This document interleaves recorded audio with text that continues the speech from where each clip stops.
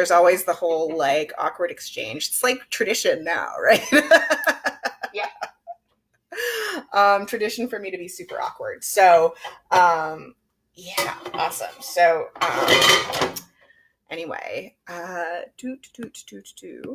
like trying to figure out, I should probably have lined up this shot before a little bit better. All right, there we go. And now we're officially live. So hey guys, I'm Bethany Quinn with Quintersectional Conversations, and I'm here with Elizabeth Hartman, who is a fascinating, awesome person. She started her career out working for the Red Cross, and then at one point was an ambassador for a whiskey company. Oh, actually, no, she worked in theater before that. And then yeah, I had a whole career before I moved to communications. You totally did. And then she now lives in Colorado and owns a dojo with her husband and does some communications work. So we're going to chat a little bit more about all of that. And while we do, I'm going to be making Brazilian bean soup, or technically the beans for feijoada, which I'm going to blend, which makes it kind of halfway between feijão and caldinho de feijão. But anyway, it's going to be delicious.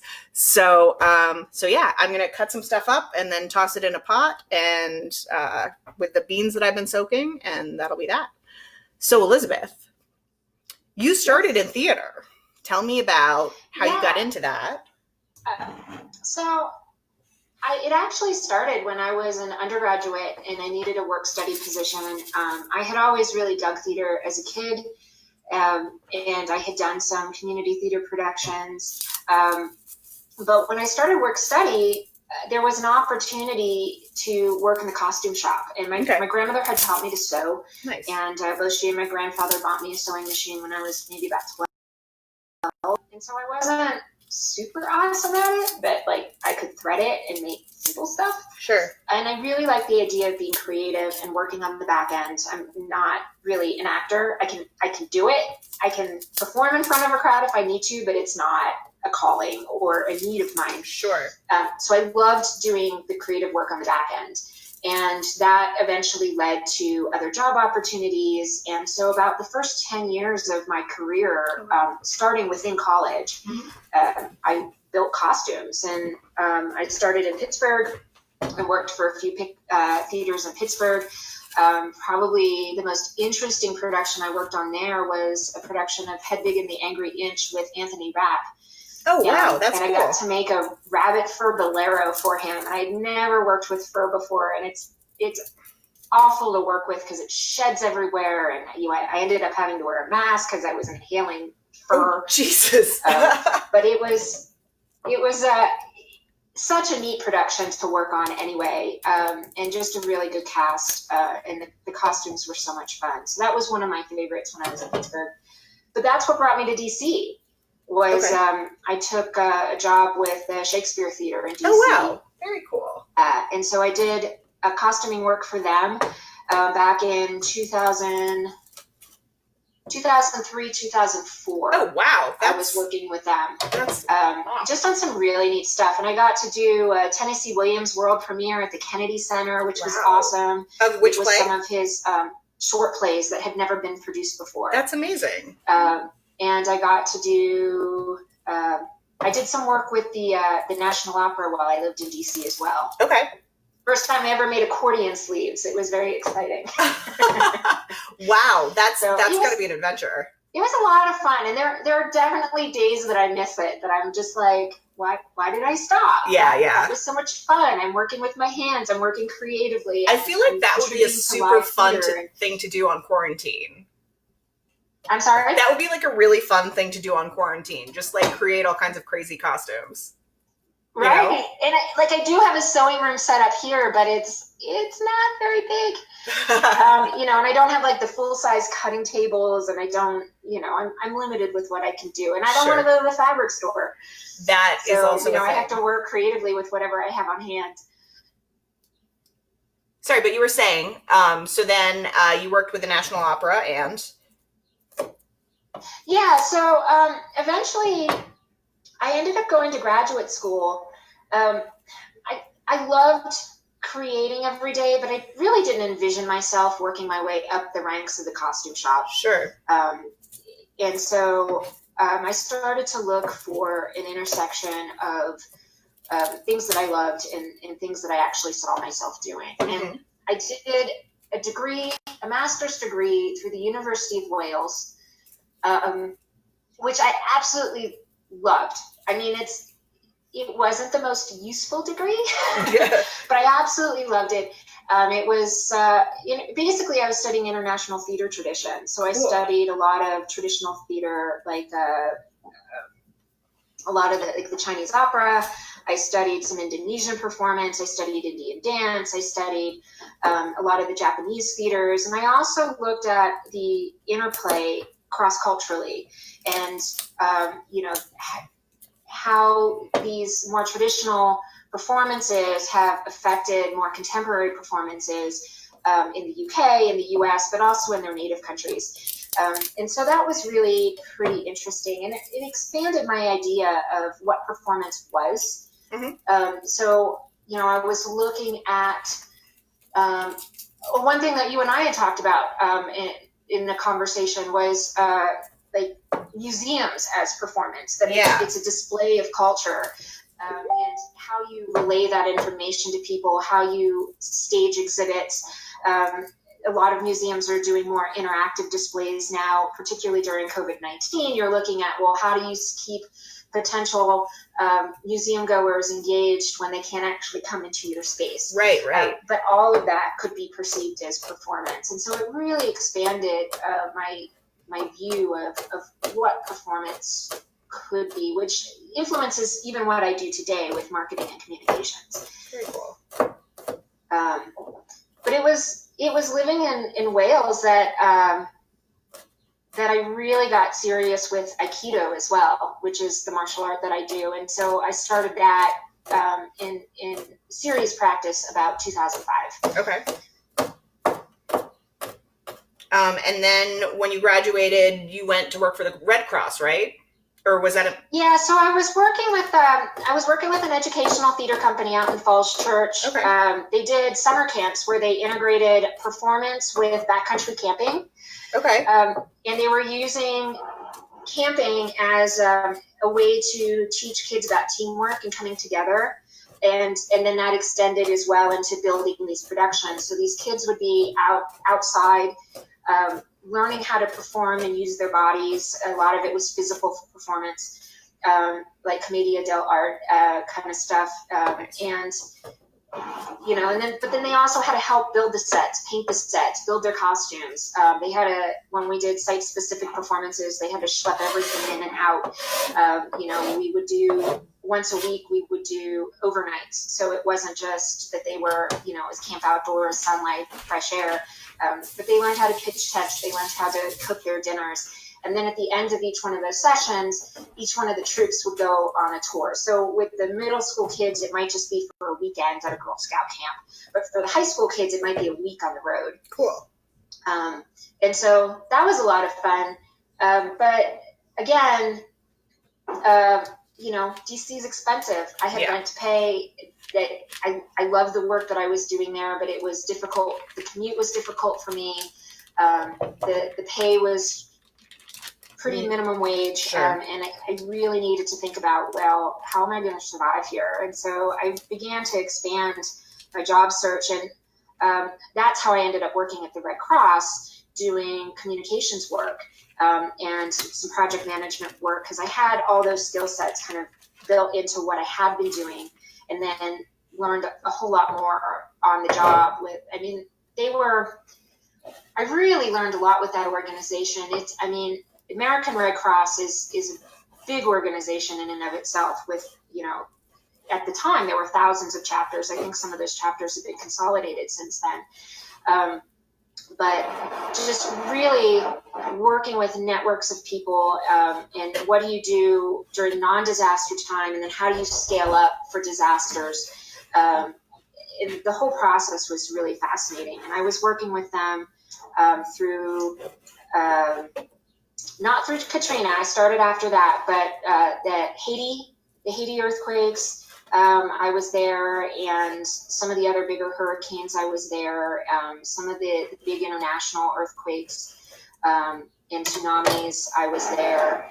And so it was just fascinating to me, the disaster response, the scaling up, the just economy of motion, if you will, and how do we get this stuff done? And then with the international disasters in particular, how do you work with these other countries, these other national societies? I feel like I learned so much with them. That's really cool. And I continue to use those skill sets today. Yeah.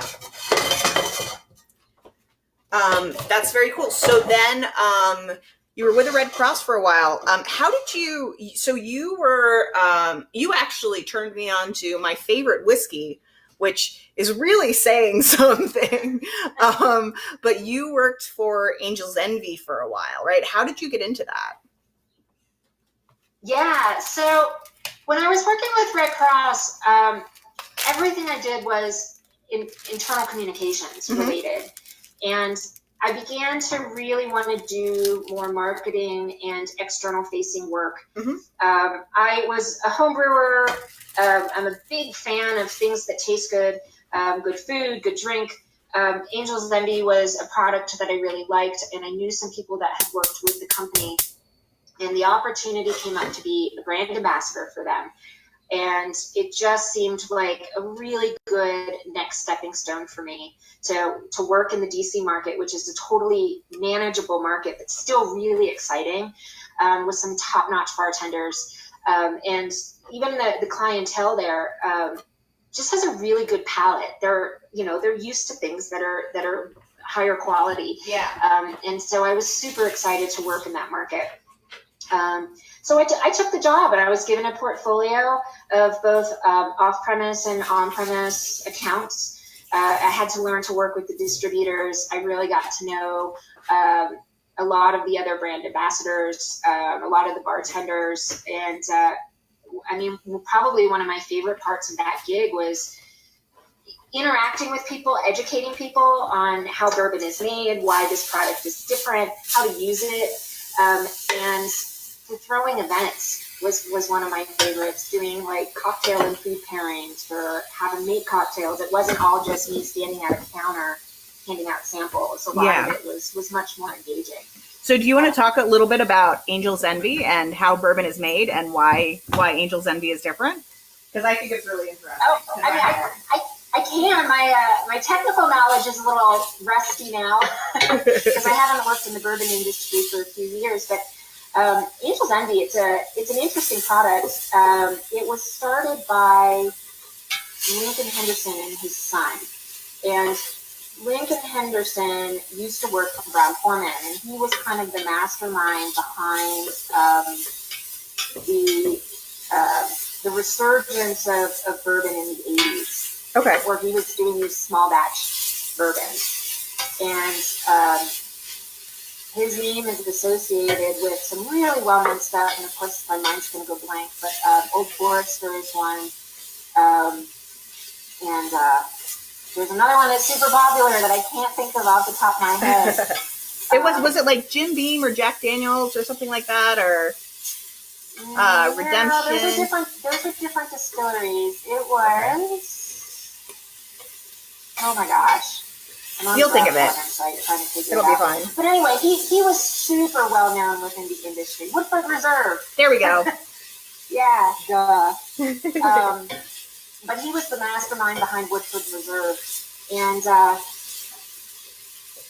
he just really knew his stuff inside and out. And he advised some of the Japanese distillers when they started to begin to recreate more bourbon style whiskeys. And he had his hand in the distillation and the barrel aging and the blending and all of it.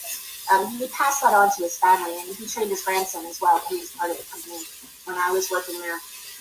And when he retired, he and his son started this company called Angel's Envy. And it was a similar mash bill to Woodford Reserve. But they aged the whiskey in um, in port barrels for about 6 months. And so it just gave it this little bit of a fruitier note. So it still had that very traditional, Kentucky bourbon kind of flavor, but just with this slightly softer, almost like a Madeira edge. Yeah.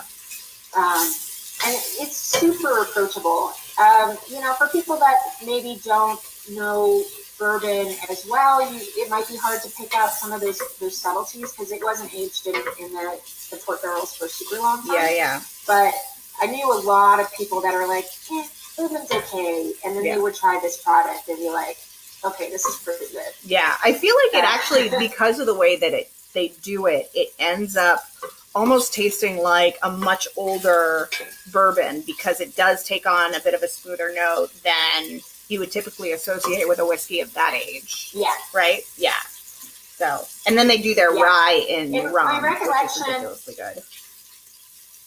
Yeah, and so their rye's the one that really stood out to me. Like their bourbon is really good, and it's still one of my go-tos. And I always get a little excited when I see it on the shelf, even though it's not my product anymore. But the rye's the one that really stood out to me. And people tend to love it or hate it, but it redefined to me what rye whiskey could be. So for those of you that don't know the American whiskeys. Bourbon has to be majority corn. It has to be at least 51% corn. In this case, I'm trying to remember the exact grain bill. It was something like 72% corn, 17% rye, so it was a fairly high rye bourbon, and then like 3% malted barley, which just gives it this nice kind of softer grassiness. With rye whiskeys, it has to be majority rye, and so they used a grain bill that's actually really popular. A number of brands use it. It's 95% rye and 5% malted barley. Wow. And so they would age that for, I believe, about 6 or 7 years in oak barrels, and then they would transfer it for 2 years. Maybe it was 18 months. But anyway, it was close to 2 years to wet rum barrels. And because it was in the rum barrels for so long, it would give it this maple note and this vanilla note that was just so good. And it's a higher end fry. It's one that you want to savor. You can definitely drink it neat. That's usually how I would drink it. But if you really want to splurge, you could use it in a cocktail. For example, I had a rye, Angel's Envy rye, old fashioned. That was just like breakfast in a glass. It was probably a $20 cocktail in DC. Yeah. But it was so good. And I had a lot of fun working with that company. But then they really wanted bartenders. Yeah. Not marketing people. They had a marketing team in Chicago. They really wanted me to just go out and sing their product and get the name out there and get them in cocktail competitions and at festivals and drive sales that way. Whereas I was thinking more holistically and, how do we build a following? I'd have people come to events saying, when's your next event? I want to know. But I wasn't allowed to kind of create, unless I created it as my own brand, Elizabeth Hartman, Whiskey Guardian, which is my title, which is awesome. That's amazing. Then I wasn't really able to do coordinated marketing to get the word out there under like Angel's Envy in DC. And so there was a lot of kind of, not power struggle, but I'd come up with ideas and they'd be shot down. And then I'd come up with another idea and they'd be shot down. And from a marketing perspective, I found it very unsatisfying ultimately. It just wasn't the right fit. I just wasn't what they were looking for. But I did help grow the market. They did bring on another Whiskey Guardian, at which point, I felt comfortable just saying, look, you're in good hands here. I'm just going to kind of bow out and go in a different direction. And so that's really when I stood up the consulting that I do now, which is mostly it's marketing and communications, really kind of big picture, and helping people put together strategies and bring their brands to life and engage customers. in different ways. Cool. So what else? So then you do that consulting work, but you have a dojo with your husband. You want to talk a little bit more Yeah, about that? so my husband and I met. Well, I mentioned that I really started getting serious about Aikido in 2005 when I lived in Wales.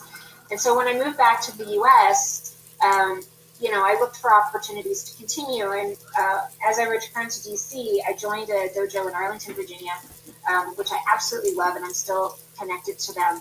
And that's where I met my husband. Oh, that's And nice. so we've trained together as partners for years, from about 2007.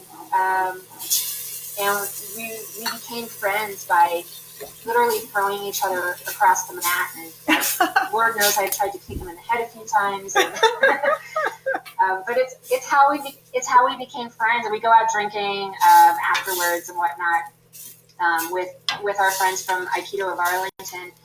And it was just very satisfying. I'm sorry, I don't know if you can hear it. I have construction. Barely, but we still hear you perfectly well. Okay, good. Yeah. And we got together in 2014. So we were friends for about 7 years before we got together as a couple.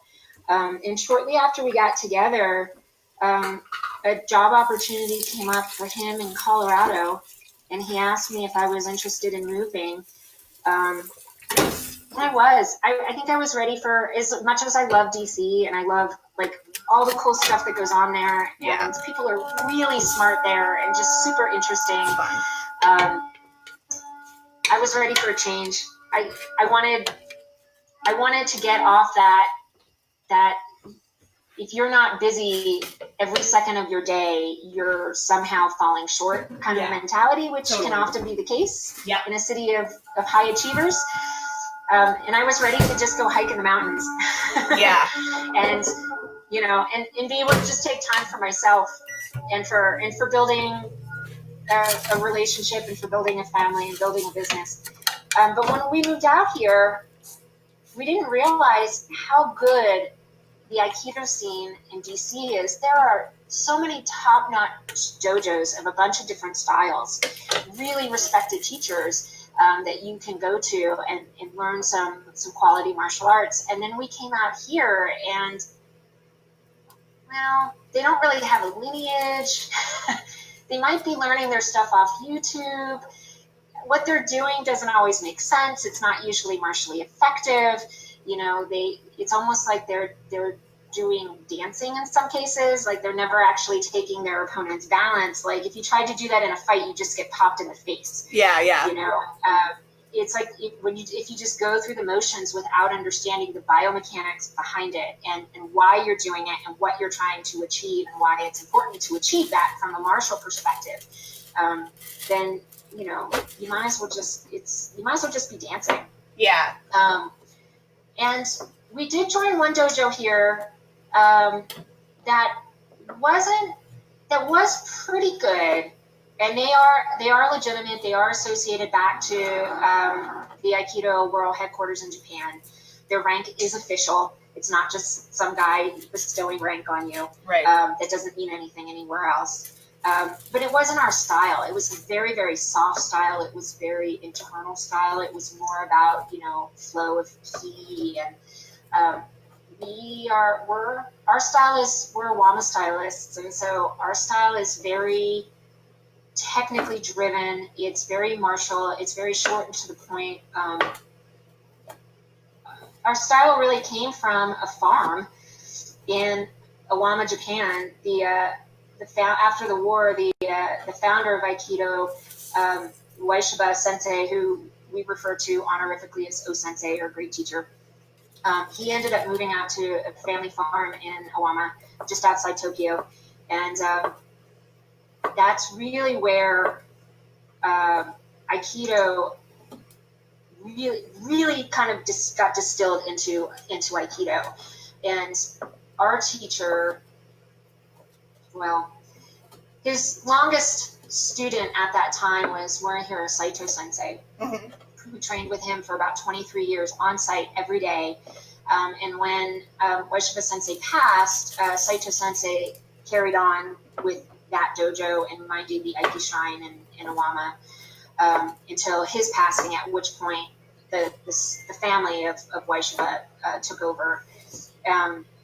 But our style comes from Morihiro Saito Sensei's study of what O-sensei was doing in Iwama, Japan. And his entire MO was to preserve what was happening in Iwama during that time. And he helped to codify some of how that's taught and really focusing on basics and building a strong foundation. You can't move fast until you learn how to do it correctly slow. Right. That kind of mentality. And so our curriculum is very, very consistent across dojos. So if you were to visit our dojo and then visit, a dojo in Texas or Aikido of Arlington or, our teacher out in San Leandro, you're going to see teachers teaching these techniques in very, very similar ways because this was all handed down from Saito Sensei. And it's a strong, short, sweet, to the point approach to Aikido, whereas some other styles are a lot more fluid, flowy. It's more like calligraphy. Oh, interesting. It's a little less blunt, which can also be effective, but sometimes it's not. Sometimes you just need to get shit done. Right. Particularly in a martial perspective. It's economy of motion for sure. And so that's what we teach. And we trained at this other dojo for about a year. Really great guys, but it just wasn't us. Yeah. And so we decided that in order to continue training, because there was no place else to train other than traveling up to Denver, which is about an hour and a half away, which is unfeasible to do on any sort of regular basis. We decided our only option was to open a place. And we approached our original teacher in Arlington and talked to her about it. And she was supportive. And then we approached our teacher out in San Leandro, who's the head of the California Aikido Association Division I. That's who we're aligned under. Okay. And she's our representative back to Japan. But we approached her about joining as a member dojo and kind of what she thought. And she was also very supportive. And after when we had been training at this other dojo for about a year, and we were just not feeling in sync with our own understanding of Aikido, to come back to these roots and to have such a supportive network there that said, oh, hell yeah, what do you need? How can we help? Let's do this. Was hugely inspiring. Sorry. Are you all right? I'm totally fine. Yeah. I'm going to get a towel. Okay. I But that's how we started. So we're approaching our 2-year anniversary in May. We opened our doors May 5th nice. In 2018. Congratulations. And so I'm not sure we're going to be doing anything particularly special for our dojo anniversary this year. Technically, we're coming out of lockdown as of today. Really? Which is nuts. That's disturbing. Yeah. So our governor, a lot of Colorado, it's more rural. Sure. And so I think there's been a lot of pressure politically to let municipalities kind of decide what's best for them. Sure. Which I get. And Colorado's kind of like that anyway. I mean, we're officially a state and there is no more Wild West, but there's still this like lingering mentality of live and let live and don't tell me what to do. Yeah, Don't tell me what's best for me. Sure. And so they're switching, the phrasing that the governor's using is we're switching from stay at home to safer at home. So we're still encouraging you to stay home, but we're relaxing the restrictions. So more non-essential businesses can open. You can get your hair done. You can, get your tattoo. Because who doesn't really need a tattoo right now? I know. Like, who's been like, I gotta get a tattoo, like, right now, even though, like, I might die if okay. are allowed to open, but there's also greater restrictions put on these businesses that they have to take care of their staff. They have to take care of customers. It's not returning to normal. So for example, one of our students, he's a fertility doc, and so he was closed. He was considered non-essential. And so he was doing telemedicine, but they are reopening in the clinic. But he was telling us a bit about the precautions that they're taking, where they're like sectioning off the waiting room and you have to go through this maze, and there are different cleaning stations, and they're only allowing like one patient in at a time and all this other stuff. Just, you know, maybe they're not common sense, but, you know, these precautions that make sense versus just, hey, let's return to normal. Hey, we're all good. This has passed us by, because it hasn't. Yeah, totally. I just realized a friend of mine texted me, and he texted me the words were for the talk today, and I was like, oh shit, did I forget scheduling something? But this is the picture that he sent. Hey. I thought you would appreciate that. I do. You know, those bottles are really interesting. I had a love-hate relationship with them. They were designed by a designer who does a lot of perfume bottles. Oh, so they were meant to be sexy. Right. They are, but they're also they have such wide shoulders that a lot of times at bars, on the back of the bar, rather than turning them to face so the brand can be seen, they're turned sideways. Yeah. So you can't tell what they are. Yeah. Unless you know that bottle really well. Oh, I know that bottle really well. But yeah. But as a brand ambassador, it was like a point of contention, because I'd go in and I'm like, so we have an event tonight. Can you at least turn the Angel's Envy bottles around tonight? Right. Yeah, so people can see them. That's funny. But I understand. I mean, the real estate on a back bar is premium. Just so tight that, you know, if you have a wide bottle, it's hard. It's hard for bars to give you that full real estate when they have other bottles that they need to put up there too. Totally. But that bottle still brings me joy. Totally. But anyway, so you were saying, your dojo, I wanted to talk a little bit more about that, because you guys are doing classes online, right? Yeah, we are. And everyone's welcome. It's totally free. If you join us on Facebook, the name of our dojo is Traditional Aikido of Colorado Springs. And then you can stay appraised of the classes that we're doing and when. We used to do them through Facebook Live. That's kind of how we started. And we did that for about 3 weeks. But the problem with that is it's really just a demo. It's John and I demonstrating how to do something and trying to communicate what the common mistakes are, but then leaving it up to you at home to kind of figure out what you're doing wrong. Right. And even with our students who know these techniques and can hear Sensei's voice in their head correcting everything that they typically do wrong, it's still hard. Self-assessment like that is hard, because you can't really see yourself. And martial arts is not something you can really learn through video. So what we ended up doing, it actually came from our teacher out in San Leandro, Pat Hendricks, Sensei. She's at Aikido of San Leandro. You can Google her, Patricia Hendricks or Pat Hendricks. There are some amazing videos of her over the years with Saito Sensei as Hizuge, or herself during seminars. There's one that I absolutely love where somebody's attacking her with a live machete. Whoa. And it looks like she's barely breaking a sweat. That's awesome. But it was legit. Like, I've seen her do this, and it is absolutely legit. Nobody is pulling their strikes with those live blades. So she's pretty amazing. But she started doing Friday classes via Zoom. In fact, just before this call, I was in a class with her via Zoom, and about 8 other students from around the world. But after we did that class with her, where she would demonstrate something, and then she'd go around and individually correct people as they were doing the techniques, we decided to try that ourselves. So we are now hosting our classes through Zoom. Cool. It's usually not a huge crowd.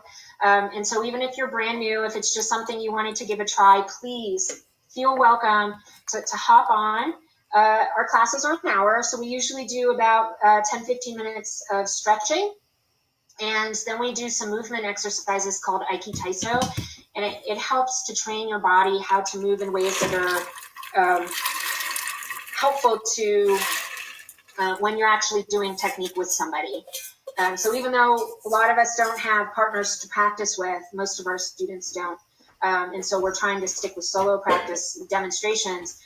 You're still training yourself in ways that are going to benefit you after all of this when you're doing techniques. Because you're learning how to move with your hips, you're learning how to extend through your arms, you're learning how to adjust your footwork, all of that. So we usually do about maybe 15 minutes of those and then about 30 minutes of weapons practice. We use a short staff, which comes up to just about armpit height. We also use a wooden sword called a boken. Cool. But even if you had a broomstick, you could do it. And it would be a little bit more badass too if you could just like grab a random household object and just be like, bam. Yeah. So it's great for home invasion. There you go. You know, most people have a broom in their house.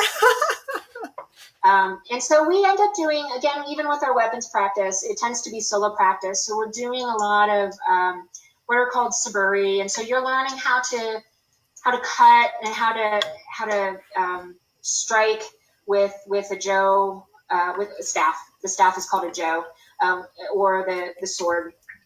And just learning how to move your body, learning how to protect your head, all of those things. Learning how to turn around as you're striking. So if you have multiple attackers and you have to change direction, how do you do that? And it's really just getting students comfortable with the body motion, because it's particularly in our style, that's a lot of what we focus on. Aikido is it's all biomechanics. You know, you'll see these demonstrations where somebody like raises their hand and the person on the other side of the room goes flying, and it's not really like that at all. It's biomechanics. If I take your head, I can take your balance, because once I have your head, I have your spine. Yeah, interesting. It's not really voodoo. Or like if I'm throwing you and I turn your shoulder, your whole body is going to come forward as I turn your shoulder. It's just how anatomy works. Very cool. But it's very subtle. There's not a big window for error. And so it's a difficult martial art to learn. A lot of what are considered basic techniques in Aikido, you can see as more advanced techniques in other forms of martial arts. A lot of the people that came to O-sensei, the founder of Aikido, to learn were already black belts in different styles of martial arts, and they came to add Aikido onto what they were already practicing. But it's a good martial art. It's really good for close combat. It's good if you're looking for, you know, something that you can continue to learn over a lifetime, because there's constant refinement. You don't have to be super strong. It's not super hard on your body like some martial arts. There's still a lot of throwing. There's a lot of wrist locks. And most of what we do is throwing people in wrist locks. Cool. But you learn how to move your bodies in ways that you're not destroying your joints in the process. Cool. You know, and those impacts are actually good for building strong bones. You know, you're not landing on your joints. You're learning how to use your own body, your own biomechanics to protect yourself. At the same time, you're learning how to use your opponent's biomechanics, like anatomy, against them. Yeah, totally. Can you actually, so I used to do kickboxing, loved it. It was super fun. And then I did, one of my exes started teaching me Krav Maga, which I had been thinking was maybe a little bit similar, and it's totally different. And it was like, whoa, this is a little bit too intense for me. Do you want to talk through like a little bit about the different styles of martial arts and sort of the pros and cons of a couple of them, to the extent that you know that? So my husband is really good at this conversation. Okay. I'm less good. Okay, but that's okay. But there are different styles of martial arts focus on different things. Like my understanding of Krav Maga, which anyone that actually knows anything about it is probably going to roll their eyes. But it's a lot of floor work. It's a lot of bringing people to the floor. I believe that it is used by the Israeli defenses, right? And it can be applied in a lot of real life situations. Well, a lot of these martial arts can. So, sure. But it is often. Yeah, my understanding is that it's based on your body's like your body reacts a certain way when you're attacked that a lot of martial arts are not very good at dealing with. And so it's like this adrenaline, like the move, I think the move that he would do with me was like coming from behind you to choke you. And so like I think it was something like that or whatever, where like you're not trying to have like refined hand movements. You're just like, and basically I think the idea is like causing as much pain as you possibly can very quickly to like scare the shit out of your opponent. And like, that was my understanding of the philosophy there. Definitely an approach. Yes. Definitely an approach. I mean, I studied a little bit of karate, and it was kind of the same thing. I did about a year of Aikido, and then I was living in South Carolina before I moved back to DC. And there were no Aikido dojos in South Carolina. So I started to train at a karate dojo where the sensei also had a background in jiu-jitsu. And Aikido actually comes from jiu-jitsu. Okay, yeah. Sensei's background was Daito Ryu Aiki Jiu-Jitsu, which is an old style, a very old traditional style of jiu-jitsu. And he distilled it down and kind of modernized it a little bit into Aikido as we know it today. But with karate, very, very linear. And if somebody dares attack you, you make them regret it in like 50 different ways before you stop, which is not really my approach to conflict. Like I get it. And it can be empowering, sure. But it's not really how I approach conflict. And one of the things that I love about Aikido, it gets this reputation of just being a defensive martial art. And it is, but the big thing about Aikido is you have a choice. If I'm attacked by a mugger on the street, I'm going to respond much more aggressively and much more proactively, right, than if I'm attacked by my drunken cousin, who's just upset about something. Totally. In that case, I maybe probably just want to restrain my cousin and bring them to the ground and talk them out of, this is not a good idea. Yeah. I know that you love me. You're just really drunk. Yeah. Whatever. Yeah. Whereas person on the street, particularly if they pull a weapon, I don't care. Yeah. Like my life is valuable. And I'm going to do what's necessary to protect myself or to protect the people that I'm with. And Aikido gives you that choice. Aikido can be very violent. If you need to break joints, you can break joints. I mean, if you need to take a life in order to restore balance and keep people safe, you can do that with Aikido, but you don't have to. Yeah. It can be very, very gentle if you need it to be, if you just need to restrain a loved one. Cool. And that's one of the things I love about it. And one of the things I really like about our style of Aikido is it explores that range more than some of the other styles do. There are other styles that are very internal, that it's more like they're focused on the flow of energy. They're focused on blending and movement and less on the martial applications. There are techniques that we do, much like you were saying, where I will say, I'll strike at your face, and your natural reaction is to raise a wrist, right? Like to protect yourself. But that's what I wanted you to do. I was trying to elicit that response because then I can take you to the ground. Interesting. Yeah. And so I can use your own reactions against you to my benefit. Again, it's all that use of anatomy and biomechanics, but it's psychological as well. And so the more advanced, the more you practice this particular martial art, the more that you can begin to play with those types of responses. And because much like a Krav Maga, like you were talking about, a lot of your responses have to be built into your muscle memory. And the only way to do that is to drill it and drill it and drill it and try to do it in as realistic a training scenario as possible. If you're used to, chatting with your partner and kind of just going through the motions, you're not going to be ready if somebody actually attacks you Right. aggressively on the street, Right. for example. Totally. And so, or if you're used to just, I just grab your wrist like we're shaking hands, I'm not going to know what to do if somebody grabs me so hard I can't feel my fingers. Yeah. Yeah. Wow. Yeah. And so we really do try to practice as realistically as possible, starting slow. So starting from static and figuring out how do I need to move my body in order to move my opponent's body from the static position, and then moving as you learn that, then you can start adding movement, and then you can start adding speed. So that you get to the point where I can have 5 people attacking me in full speed, and it's just a whirlwind with people flying. Wow, that's very cool. I'm not there yet. Our teacher in San Leandro is there. Our awesome. teacher in Arlington's. I've done some really good demos with her.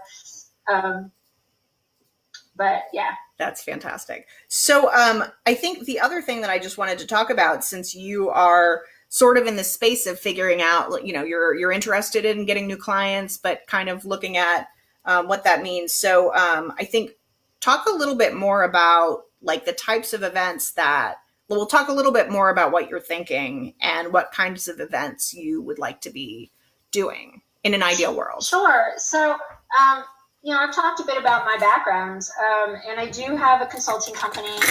I do a lot of marketing and communications work. I have project management experience. Right now I'm helping a local engineering firm with setting up a knowledge management system, and they're migrating to they're a government contractor, so they're migrating to a version of Microsoft that is only hosted in the U.S., which a lot of government contractors have had to do over the years, and so I'm helping them with that migration as far as, where do you store stuff in the meantime? How do you communicate this stuff with your employees? How do you stand up the new sites on the other side?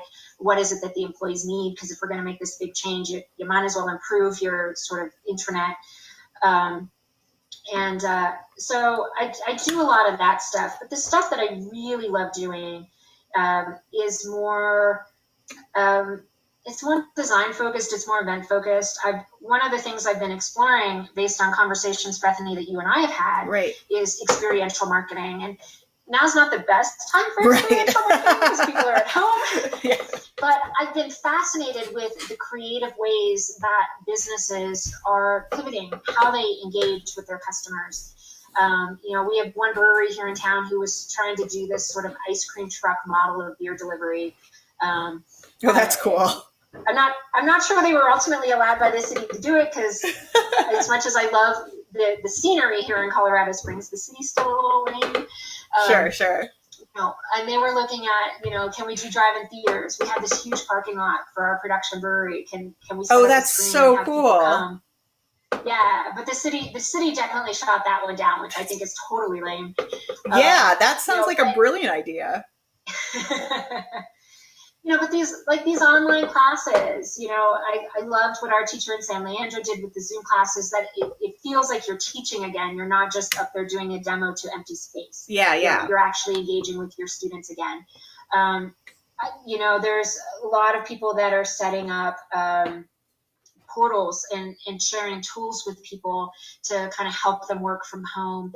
I love that a lot of retail stores are really getting more into, hey, let's try changing these outfits, or let's try, how can you envision this purchase before you make it? How can we help you do that? Just all types of stuff like that. And I've been keeping notes as I've seen more creative work. And of course, I don't have my list in front of me, so I'm not coming up with the most creative examples. But it's just kind of inspiring me, because I'm not sure what everything's going to look like on the other side of this. Right. If this really does go on to some degree until a vaccine is found, that could be a few years. Yeah. People get used to working from home. People get used to doing stuff digitally. How does that change how people buy, how people interact with brands, how people interact with companies? And so I've been trying to keep track of a lot of that, and thinking about different ways that can be applied in a marketing setting, in a communications setting, employee engagement, fundraising, volunteerism, all that sort of stuff. Very cool. So it's actually been a pretty fun time for me. And I found a lot of inspiration, plenty of frustration because you're stuck at home, right? And of course, your emotions and your minds are all over the place after staring at the same walls. But when I take a step back, deep breath, and then look at how businesses are adapting, how people are adapting, it's just really inspirational. Yeah, absolutely. Definitely. Well, I would love to hear a little bit more. Maybe we can do that in a separate chat of talking about some of the how brands are some of the interesting things people are doing to transition and how companies can adapt. Because that's such a fascinating and important question right now. And I just feel like it's almost like we've gone from a 3D world to a 2D world, and you've lost a dimension to everything. And so figuring out how do you do things in an interesting way when you only have those two dimensions is a real challenge, and an interesting challenge. And I was talking to a friend of mine who does events for some of the parks here in Colorado Springs, and we have a lot of parks and open spaces here in Colorado. And it's, she's used to being able to do educational classes hands-on, and she's had to pivot as well to, well, how do we keep people engaged with the parks and education virtually? And she does stuff with kids, but also with parents, and just some of the ideas that she came up with. I noticed for Earth Day, there was an Earth Day bingo. I didn't see it till the next morning. Of course. It's always a few days later where you're like, this would have been great a couple days ago. Even as an adult. Yeah. I found that fun. Definitely. Awesome. Well, anything else? We should get the link up to your dojo on the conversation. Yep. Anything else you want to chat, and probably to your consulting firm too, if you want. Anything else that you want to chat about? So, if you are interested in giving Aikido a try, like I said, you're more than welcome. Hop on Zoom, say hi to us. We're very friendly, and we do have a lot of beginners on right now, but not all beginners. So if you're just starting out, please don't be shy. The best way to do it is to just jump in and give it a try. We have class tonight. It would be 8:30 Eastern time, 6:30 Mountain time. And again, you can either visit our website, which is cos-aikido.com, COS short for Colorado Springs, or our Facebook page, Traditional Aikido with Colorado Springs. So check that out. And for my consulting firm, I do have a website. It's kind of a work in progress, minimum viable product. Totally. But it's eahartman.com. Please, if you want to chat about any communications or marketing needs you might have, or if you just want to brainstorm about, okay, I have this business and these are my challenges and how can I better engage during this more digital time, I'm happy to brainstorm with you as well. So probably the best way to contact me is through the contact form on the website, or you could try hitting me up here on Facebook. Fantastic. Great. Awesome. Well, thank you so much for doing this. We'll have to talk again soon and maybe do sort of an online experiential marketing conversation. And it's always wonderful to chat with you. Cocktails. I think that is a perfect idea. We should definitely do that. Awesome. Oh, yeah. Ooh, now you've got me thinking. See, now we should. Oh, my gosh. Okay. This is going to be fun. I think we're due to talk on Wednesday. So let's talk about it then. Yes, totally. And then the other thing, I just scheduled this yesterday, so I feel like I might as well do a plug for it while I'm here. Next Friday, I'm going to be doing a multi-part show with Michael Nasser, who is a friend of a lot of folks who watch. And we're going to be making beef Wellington. So he is going to sous vide the meat and show you how that works. And then with a flamethrower, he is going to be finishing, searing the meat that he has made and then bringing it over to my place, do a socially distant handoff, and then I will be finishing off the beef Wellington. So it should be really interesting and exciting, and there will be a flamethrower. So tune in. Awesome. All right. Thank you again, Elizabeth, and I will talk to you on Wednesday. Thank you. All right. Bye. All right. Bye.